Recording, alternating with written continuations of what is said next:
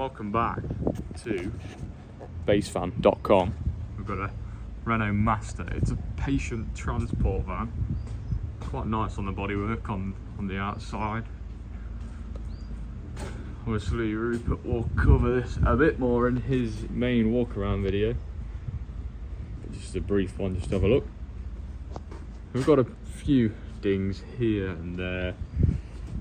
You know, there's more than a 10-year-old van now, you kind of come to expect this kind of stuff, but on the whole, zoom out a bit more. Yeah, on the whole, she's actually pretty straight and quite nice underneath. I've just washed this one off not too long ago, hence why it's still a touch wet in areas, just to really show off Renault's galvanising or galvanisation, whatever you might want to call it, from the factory. You get these older 2002, 2003 looking still as good as this one does, which yeah, they're built to stand the test of time.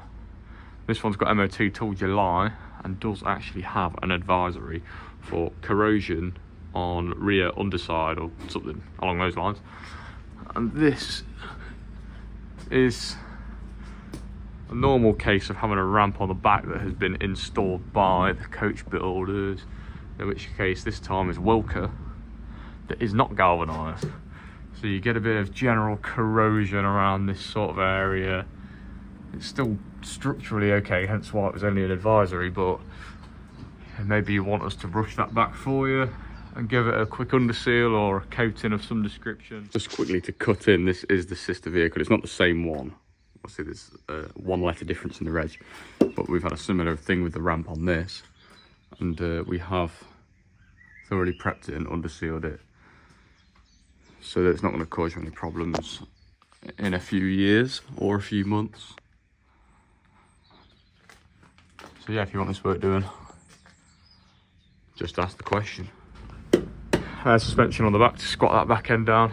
I've got something to show you with that one. In fact, just gonna go ahead and grab the soap. This is what I figured out earlier.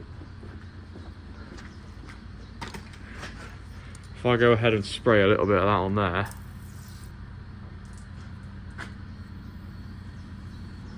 you can see that as of right now, we have a leak. So yeah, that's not really ideal.